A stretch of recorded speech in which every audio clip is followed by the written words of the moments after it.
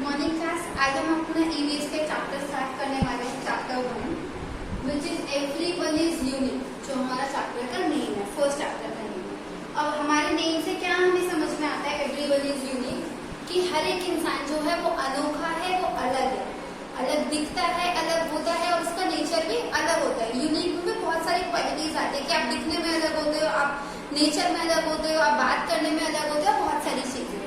जैसे कि अगर हम अपनी अभी क्लास की बात करें तो हमारी क्लास में जैसे अभी यहाँ पे एक बच्ची बैठी है अंजलि, तो इसके बाल बहुत ज्यादा लंबे हैं, लेकिन वहीं पे नैन्सी है, नैन्सी के बाल बहुत ज्यादा छोटे हैं। तो ये दोनों बच्चे जो हैं वो अलग दिखने में भी अलग है और बाकी दो बच्चों की क्वालिटीज भी अलग है। जैसे अमन बैठा है तो अमन बात ज्यादा करता है, लेकिन वहीं पे अगर अनुज है तो अनुज बहुत कम बोलता है।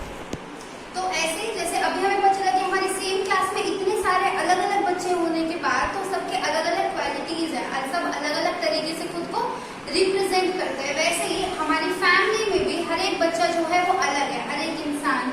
फॉर एग्जाम्पल अगर हमारी फैमिली है तो वहाँ पे मम्मी है, पापा है, हमारे सिबलिंग्स हैं। अब सब सिबलिंग्स को सेम चीजें नहीं पसंद होती, सब अलग अलग चीजें पसंद करते हैं।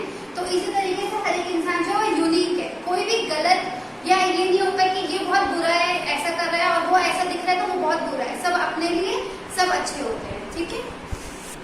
ओके, सो आज हम इस चैप्टर में कुछ मेन पॉइंट्स पढ़ेंगे कि किस किस चीज के बेसिस पे हम ये बोल सकते हैं कि वो चीजें यूनिक हैं और अलग दिखती हैं। जैसे हमारे फर्स्ट पेज है, फर्स्ट पेज पे हमारे यहाँ पे आपको एक्सप्लेन करा हुआ है मेजरमेंट ऑफ हाइट के बारे में।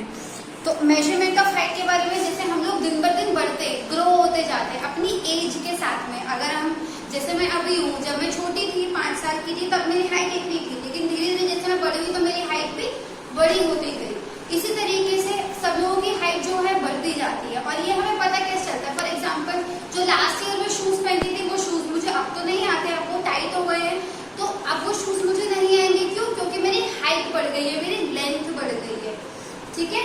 उसी तरीके से जो हमें लास्ट ईयर ट्राउजर्स वगैरह पहनते थे वो ट्राउजर्स हमें अब नहीं आते हैं, उनकी लेंथ जो है छोटी हो गई है, बट एक्चुअली उनकी लेंथ छोटी नहीं हुई है, हमारी हाइट धीरे धीरे बढ़ती जा रही है। इस वजह से हमें वो ट्राउजर्स शॉर्ट आते हैं, छोटे आते हैं। ओके, सो अभी हम अपने इन टॉपिक्स के बारे में बहुत डिटेल में पढ़ेंगे, जैसे measurement of height, appreciating family members, observing infants, I likes and dislikes, sensing things. So हम फर्स्ट टॉपिक से स्टार्ट करते हैं मेजरमेंट ऑफ हाइट। अब मेजरमेंट ऑफ हाइट क्या होता है? लंबाई को नापना। फॉर एग्जांपल हमारी क्लास में यहाँ पे दो बच्चे बैठे, एक नेहा है और एक राज है, ठीक है। तो अब हमें ये समझ में नहीं आ रहा है कि उन दोनों में से हाइट किसकी बड़ी है और दोनों बच्चे आपस में बहस करते हैं कि मेरी हाइट बड़ी है या फिर उसकी हाइट बड़ी है। तो हम ये कैसे मेजर कर सकते हैं? सबसे पहले हम दीवार के पास लाके बच्चों को यहाँ पे खड़ा करेंगे, ठीक है। फिर स्केल से उसकी हाइट को यहाँ पे मेजर करके पेंसिल से पॉइंट से मार्क करेंगे और उसके बाद हम एक मेजरिंग टेप लेंगे जिससे हम लेंथ को मेजर करते हैं और फिर यहाँ तक मेजर करेंगे कि उसकी हाइट कितनी है। ये एक प्रॉपर तरीका है किसी की भी हाइट मेजर करने का। इंस्टेड ऑफ आप उन दोनों को साथ में खड़ा करके चेक कर लो किसकी हाइट बड़ी है, तो वो सही तरीका नहीं है। हम लोग इस तरीके से चेक करते हैं, वॉल के पास लाके बच्चे को खड़ा करके पेंसिल से उसकी हाइट को मार्क करते हैं, उसके बाद मेजरिंग टेप से उसको चेक करते कि किसकी हाइट लंबी है। तो हमारी हाइट जो है वो हमेशा फीट्स में आएगी। फॉर एग्जांपल 4 फीट 4 इंचेस, इस तरीके से, ठीक है। तो ये हमारा एक तरीका है जिससे हम हाइट को मेजर करते हैं। सो हमारा नेक्स्ट टॉपिक है अप्रिशिएटिंग फैमिली मेंबर्स। अप्रिशिएट करना मतलब होता है आप किसी की तारीफ कर रहे हो, आप उसको तारीफ करके बता रहे हो।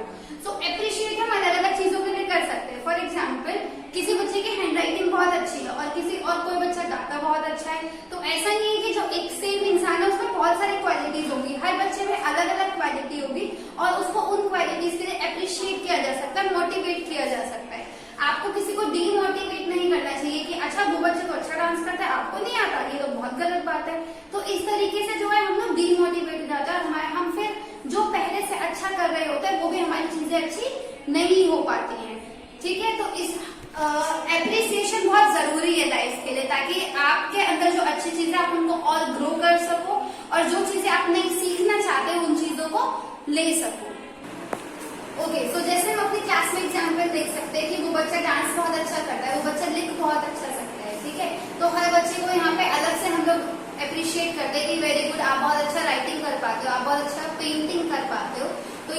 जरूरी है कि आपको अपनी खुद की खासियत पता हो कि मैं इस चीज में बहुत अच्छा हूँ और मुझे उस चीज को ही आगे लेके जाना है पढ़ाई के साथ साथ। ठीक है, तो हम नेक्स्ट देखते हैं हमारा क्या है, ऑब्जर्विंग इन्फेंट्स। इन्फेंट्स होता है जो बहुत छोटे बेबी होते हैं, बहुत छोटे बच्चे होते हैं। तो आपके घर में अगर किसी घर में कोई छोटा बच्चा होगा, छोटा बेबी होगा, तो आपको ये पता चला होगा कि वो बच्चा जो है हमेशा रोता रहता है कि, और लेकिन उसके पेरेंट्स जो है वो ये आइडेंटिफाई बहुत आसानी से कर पाते हैं कि वो भूख की वजह से रो रहा है, ठीक है, या फिर उसे कहीं दर्द है, या फिर उसे खेलने का मन कर रहा है। तो छोटे बच्चे के पास क्योंकि हम अपनी चीजें बोल के बता सकते हैं, क्योंकि हमारे पास वर्ड्स है बोलने के लिए। छोटे बच्चे के पास सिर्फ एक क्राइंग वाला इमोशन होता है, रोने वाला, जिससे वो एक्सप्रेस करता है कि मुझे ये चीज चाहिए, या मुझे भूख लगी, या मुझे ऐसा हुआ है। तो क्योंकि उसके पेरेंट्स उसके सबसे ज्यादा क्लोज होते हैं, सबसे ज्यादा नियर होते हैं, तो वो लोग बहुत आसानी से आइडेंटिफाई कर पाते हैं कि बच्चे को अभी क्या चाहिए। और जैसे छोटा बच्चा जो है हमारा अपनी हैप्पीनेस, अपनी खुशी हंसकर बता सकता है कि वो बहुत ज्यादा खुश है। अगर जैसे यहाँ पे रिया का छोटा भाई है, ठीक है, अभी जब उसकी मम्मा उसको छुट्टी टाइम पे लेने के लिए आई थी तो वो उसको देख के हंसने लगा था। क्यों? क्योंकि वो उसे जानते हैं कि वो उसकी बहन है, तो उसने अपनी हैप्पीनेस हंस के उसको बताई कि मैं इसे जानता हूँ, ये मेरी बहन है और हम लोग घर जाके प्रोबेबली खेलेंगे या कुछ भी करेंगे। तो छोटा बच्चा जो है वो रोकर या हंसकर आपको अपनी चीजें एक्सप्लेन कर सकता है। चलो, सो नेक्स्ट हमारा टॉपिक है आर लाइक्स एंड डिसलाइक्स, मतलब हमें कौन सी चीजें पसंद है और कौन सी चीजें नापसंद है। हमारी पसंद और नापसंद हमारे ऊपर भी डिपेंड करती है कि हमें ये चीज अच्छी लगती है। फॉर एग्जाम्पल मुझे चॉकलेट ज्यादा पसंद है और किसी बच्चे को नहीं पसंद है चॉकलेट्स खाना।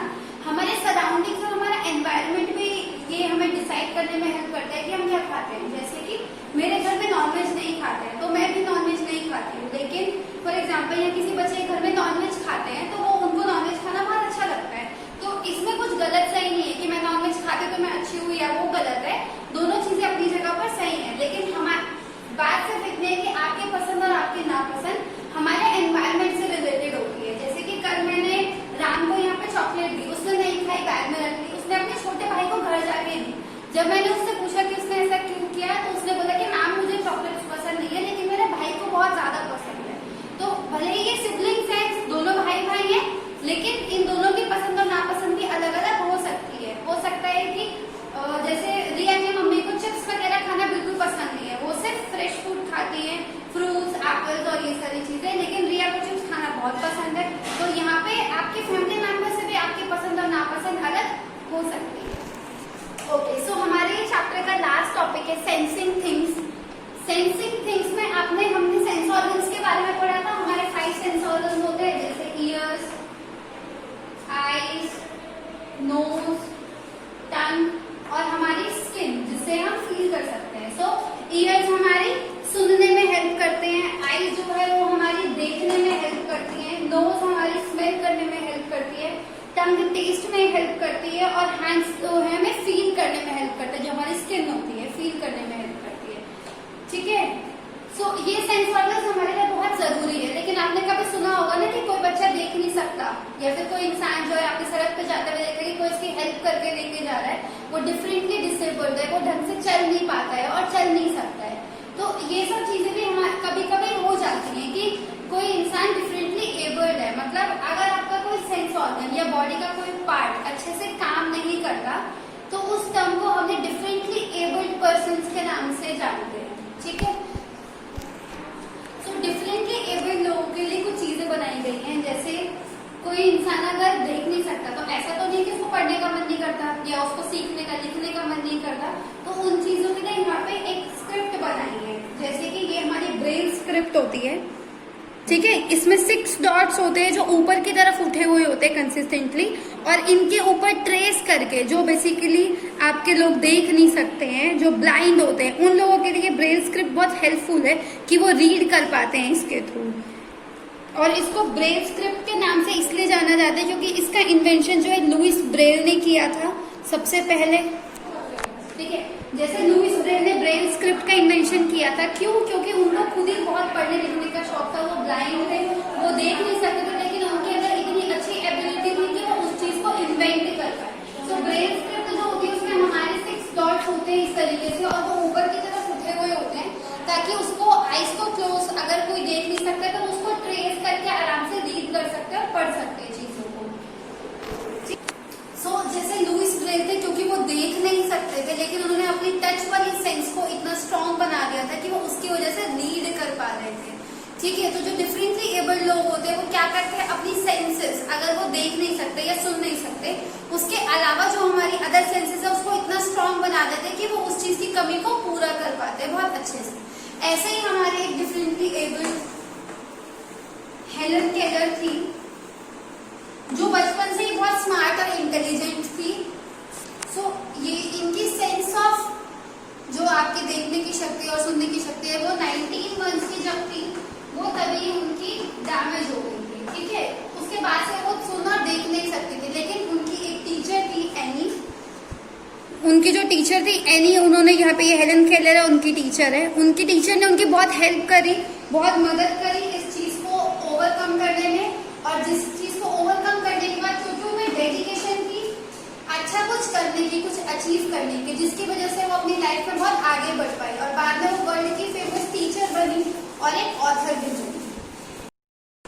सो जैसे कि हमने भी पता है लुइस ब्रेल और हेलन केलर के अलावा भी बहुत सारे लोग हैं इस दुनिया में जो डिसेबल्ड है, लेकिन उन्होंने बहुत ही रिमार्केबल अचीवमेंट्स अपनी लाइफ में हासिल की है कि लोगों ने आज भी उनके नाम से जानते हैं कि इस इंसान ने देखो ये ऐसा था और इसके इतना अच्छा बन गया, इसने उस कमी को कभी भी अपनी लाइफ में आगे नहीं आने दिया। सो ऐसे इस टाइप के लोगों की हेल्प करने के लिए हमारी गवर्नमेंट ने जो है बहुत हेल्प करी है अलग से, जैसे बसेस वगैरह के जो बस स्टॉप्स पे रैम्प्स वगैरह बनाए ताकि जो व्हील चेयर पे लोग जाते हैं उनको हेल्प हो जाए। ठीक है, आपने कभी सड़क पे भी देखा होगा कि बहुत लोग जो है जो ब्लाइंड होते हैं उन लोगों की हेल्प करते हैं रोड क्रॉस करने में या उस तरीके से, तो हमें भी इसी